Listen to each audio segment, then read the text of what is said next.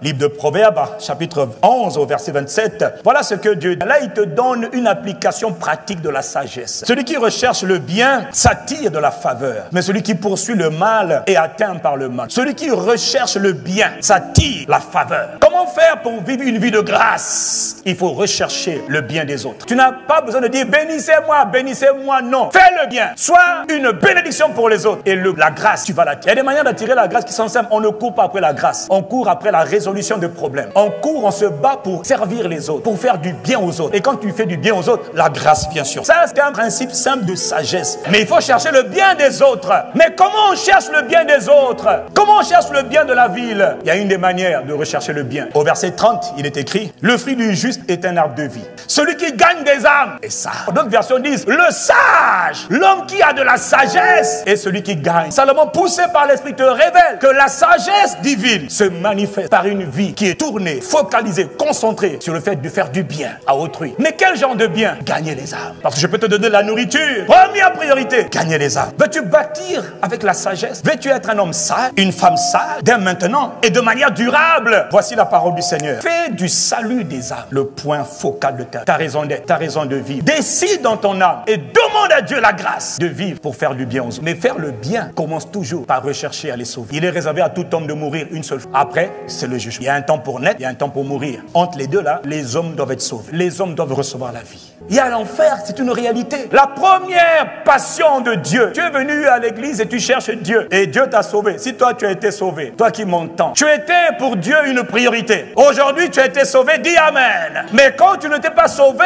pour Dieu, toi, ton salut était sa priorité. C'est tellement important pour Dieu qu'il a dû sacrifier ce qu'il avait de plus important. Jean chapitre 3, verset 14. Il faut de même que le Fils de l'homme soit élevé, dit Jésus, afin que quiconque, les sorciers, quiconque, les méchants, quiconque, les bons, quiconque, les injustes, quiconque. Dans le quiconque là, tu as toutes les catégories d'êtres humains. Que quiconque croit en qui? En le Fils de l'homme, en Jésus le Christ, est la vie éternelle. La vie divine, cette vie qui te garantit que quand tu meurs, tu montes. Qu'est-ce qui nous fait vivre? Qu'est-ce qui nous fait fonctionner? Je cherche le travail, attends avant le travail. Toi, tu es sauvé, va sauver les autres. Celui qui est sage, c'est ce qu'il fait. Une vie de sagesse, c'est une vie où on gagne les âmes. Le monde a besoin des gens qui viennent les sauver avec un message, le message de la croix. Le monde n'a pas besoin de nos récriminations.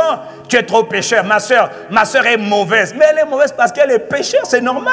Il y en a qui vont périr pour toujours parce qu'ils n'ont pas cru. Jésus, lui, était obsédé par le salut des âmes. Si lui, ton sauveur, qui t'a sauvé, que tu aimes, sa vie était focalisée sur le salut des âmes, pourquoi toi, ta vie n'est pas tournée comme lui sur le salut des âmes? Pourquoi? Pourquoi c'est si difficile pour l'Église de faire le travail le plus important sur la terre, sauver les âmes? La sagesse divine fait de toi un gagneur d'âme. Mon frère, briller, c'est pas avoir un bon travail. Briller, c'est pas avoir une bonne carrière. Oh, je brille dans le mariage, c'est bien, gloire à Dieu. Mais si tu brilles dans le mariage et qu'autour de toi, toute ta famille est perdue, c'est une honte. Dans le livre de Luc, chapitre 15, verset 4, un homme a 100 brebis et il en perd une seule. Il laisse 99 dans le désert pour aller chercher celle qui était perdue. Bon, nous, on fait pas ça. Hein. Nous, quand on est 100, une est perdue, ça, ce n'est qu'une seule. Hein. Le Seigneur m'a parlé de ce qu'on appelle la mentalité du gagneur d'âme. Jésus avait la mentalité d'un gagneur d'âme. Il avait la mentalité de son Père. Le Père est un gagneur d'âme. D'ailleurs, c'est le premier gagneur d'âme. Et pour te gagner, toi, il a fallu que le Père sacrifie ce qu'il avait de plus cher, son Fils, pour que toi, tu sois sauvé. Maintenant, Jésus nous dit, un homme a 100 brebis et il en perd une seule. Il laisse les 99 brebis. Dans sa mentalité de gagneur d'âme, il court chercher celle qui est perdue. Lui, ce qui importe pour le gagneur d'âme, c'est ce qui est parti. Mais ce qui importe pour l'Église, c'est celui qui est là. Et je ne veux perdre aucune de mes brebis. Aucune des âmes, je veux perdre. Pourquoi? Je suis le Dieu seul sage. Le Dieu de toute sagesse, lui, te dit qu'il ne perd pas les âmes. Et toi, comme tu veux être sage, il veut que tu possèdes sa mentalité. Il y a plein de gens qui se perdent tous les jours. Et toi, tu es là, je suis sauvé. Mais on s'en moque. Oh, je vais briller. Quel briller? Briller, c'est quoi? Sans gagner les âmes, tu vas briller où? Tu vas briller où? Dis-moi, tu vas briller en quoi? Tout le monde est sauvé chez toi. Est-ce que tout le monde est sauvé? Non. Mais moi, dans ma famille, je suis celui qui brille. Je m'en fous. Si tu pries pour eux, pour qu'ils soient sauvés, là, tu es en train de briller. Si tu fais tout pour les gagner, là, tu es en train de briller. J'ai demandé au Seigneur, mais pourquoi on n'a pas ce fardeau? L'Esprit de Dieu m'a dit, parce que vous n'avez pas fait ce que je vous avais demandé. Je vous avais dit, allez, Matthieu 28, faites de toutes les nations. Pas des chrétiens. Faites d'eux des disciples. C'est les disciples qui ont le fardeau. Les disciples entendent ce que le Maître dit, le Seigneur dit, et ils le font. Pourquoi? Parce qu'ils vivent pour son plaisir. Les disciples de Jésus-Christ vivent selon Matthieu 6,33. Cherchez d'abord prioritairement le règne de Dieu. C'est la mentalité du... On vit pour Christ. On met Dieu au commencement. Au commencement, Dieu créa les cieux et la terre. Nous aussi, le disciple, sa vie commence avec Dieu. Nous sommes dans la deuxième moitié de l'année. Entre maintenant et la fin de l'année, là, tu dois devenir un disciple. Parce que la gloire du Seigneur se manifeste dans la vie des disciples. Que dit Dieu? Dieu dit qu'il veut que le monde entier soit sauvé. Et parapluie dans la connaissance de la vérité, c'est-à-dire lui-même. C'est ce que Dieu veut. Le disciple de Christ entend ça et dit, ok Seigneur, comme je sais que c'est ce que tu veux, 1, je vais prier pour que ce que tu veux s'accomplisse. 2, je vais m'engager dans ce que tu veux. Donc maintenant, tes sujets de prière commencent à changer. Tout commence par la prière. On a entendu la pensée de Dieu. On prie maintenant pour que Dieu sauve les perdus. C'est comme ça que toi qui m'entends là, tu as été sauvé. C'est comme ça que moi j'ai été sauvé. Qui a prié pour moi? Je ne sais pas. Mais quelqu'un a prié. Personne n'est sauvé sans pour autant que quelqu'un se tienne à la brèche et prie. Toi, ton salut là, c'est le fruit des prières des gens que tu ne connais même pas. Des gens qui ont pleuré, des gens qui ont veillé, des gens qui ont jeûné. Toi, tu me vois là, tu es sauvé. C'est pas je suis sauvé. Non, tu n'étais rien. Tu étais comme moi. On méritait l'enfer. Mais Dieu a eu pitié de nous. La main de Dieu est venue nous saisir parce que quelqu'un a prié. Tout commence toujours par la prière. On ne parle pas de salut des âmes si on ne parle pas d'abord de la fondation qu'elle a. Prière. On prie et après on sort. On prie et après on témoigne. On prie et on parle de Jésus-Christ. S'il n'y a pas de prière, il n'y a rien. C'est que de Hollywood, de Nollywood, de Bollywood. Maintenant c'est Congo-wood et tous les wood. On s'en moque des wood, c'est du cinéma. Grande église, ça ne veut rien dire. Il faut faire une petite église qui gagne le Congo pour Christ. Que veut Dieu? Et que dit Dieu? Aucune âme doit périr. Voilà. Dis Amen. Dis Amen. 2 Pierre 3, verset 9. Le Seigneur ne tarde pas dans l'accomplissement de la promesse comme quelques-uns le croient, mais il use de patience. Dieu est patient envers les sorciers, les astrologues, les devins, les méchants. Même envers toi aussi, Dieu est patient. Pourquoi? Ne voulons qu'aucun ne périsse. Ça, c'est la volonté de Dieu. Mais que tous arrivent à la repentance, c'est-à-dire au changement de vie. Il faut que nos vies soient centrées sur l'essentiel. Allez annoncer Jésus-Christ. Allez gagner les âmes. Parce que le sage, celui qui marche dans la sagesse divine, fait de sa vie une vie au service des âmes. 1, on les gagne. 2, on les emmène à devenir des disciples.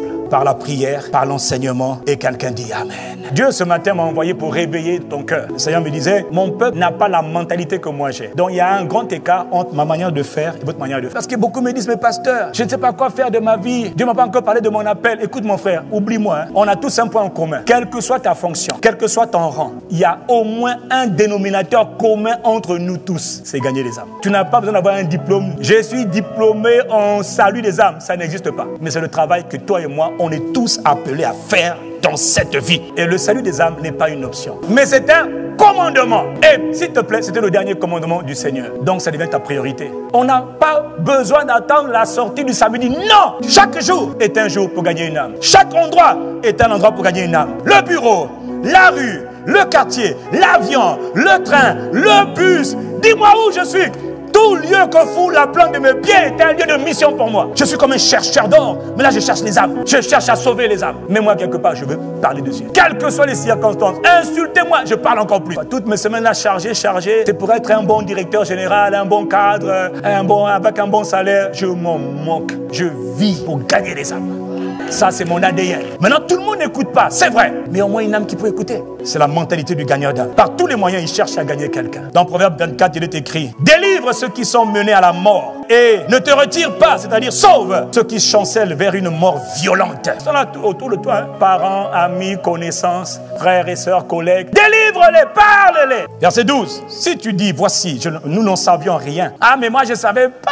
Moi, je ne savais pas. Moi, je n'ai pas fait exprès. Si tu dis, moi, je n'en savais rien. Celui qui pèse les cœurs, lui, ne le considéra-t-il pas? Celui qui veille sur ton âme, celui qui garde ton âme, lui, il sait. Et il rend à l'homme selon son œuvre. Il est en train de te dire que Dieu connaît ton cœur. Tu fais beaucoup de cinéma. Ah, moi, je ne peux pas, je ne sais pas. Tu sais. Autour de toi, tu sais. Tout le monde n'ira pas faire des croisades d'évangélisation. Non. Mais la première responsabilité de tout croyant, c'est deviens un missionnaire. 1 Corinthiens chapitre 9 à partir du verset 16. Regardez l'état d'esprit, la mentalité d'un gagneur. C'est ça des vrais disciples. C'est ce que Dieu veut que tu deviennes. Si j'annonce l'évangile, il n'y a pour moi aucun sujet de fierté. C'est naturel, c'est normal. Car c'est une nécessité qui m'est imposée. Ah ouais, mais moi je suis missionnaire, je prêche Jésus. Mais c'est comme tu respires. Est-ce que tu es fier de dire je respire?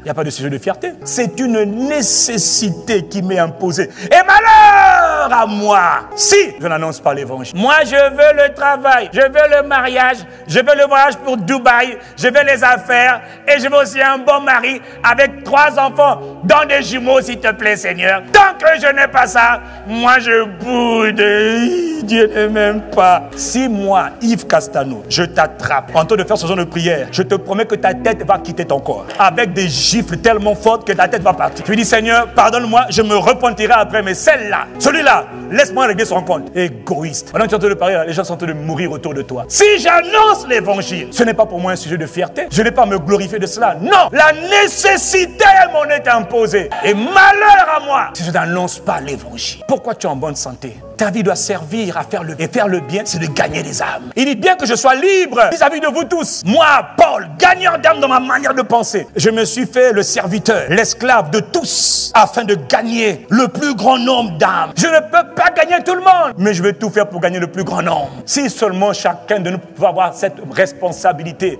cette manière de penser, oh, le Congo serait embrasé.